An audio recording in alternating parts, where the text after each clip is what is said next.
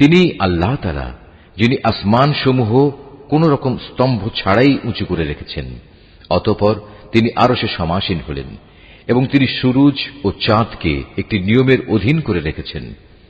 গ্রহ তারকার সবকিছুই একটি সুনির্দিষ্ট সময়সীমা পর্যন্ত আবর্তন করতে থাকবে। তিনি সব কাজের পরিকল্পনা ও নিয়ন্ত্রণ করেন। তিনি তার কুদরতের সব নিদর্শন তোমাদের কাছে খুলে খুলে বর্ণনা করেন, যাতে করে তোমরা কিয়ামতের দিন তোমাদের মালিকের সাথে দেখা করার বিষয়টি নিশ্চিতভাবে মেনে নিতে পারো। তিনি তোমাদের জন্য এই জমিন বিস্তৃত করে দিয়েছেন এবং তাতে পাহাড় ও নদী বসিয়ে দিয়েছেন। সেখানে আরো রয়েছে রং বেরঙের ফল ফুল, তাও বানিয়েছেন আবার জোড়ায় জোড়ায়।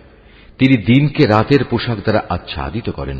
অবশ্যই এ সব কিছুর মাঝে তাদের জন্য প্রচুর নিদর্শন রয়েছে, যারা সৃষ্টি প্রক্রিয়া সম্পর্কে চিন্তা ভাবনা করে।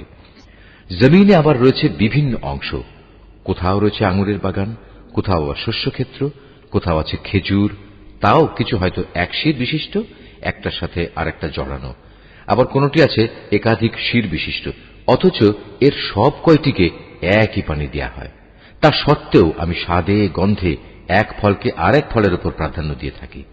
আসলে এ সব কিছুর মধ্যে সে সম্প্রদায়ের জন্য বহু নিদর্শন রয়েছে, যারা বোধ শক্তি সম্পন্ন।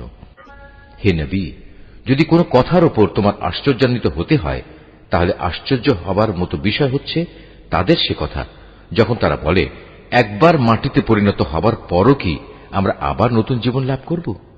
এরা হচ্ছে সেসব লোক যারা তাদের মালিককে অস্বীকার করে। এরা হচ্ছে সেসব লোক যাদের গলদেশে কিয়ামতের দিন লৌহ শৃঙ্খল থাকবে। এরাই হচ্ছে জাহান্নামের অধিবাসী, সেখানে তারা চিরকাল অবস্থান করবে।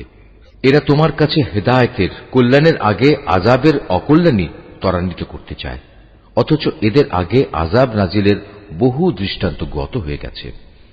এতে সন্দেহ নাই তোমার মালিক মানুষের উপর তাদের বহুবিধ জুলুম সত্ত্বেও তাদের প্রতি ক্ষমাশীল। কিন্তু তোমার মালিক শাস্তি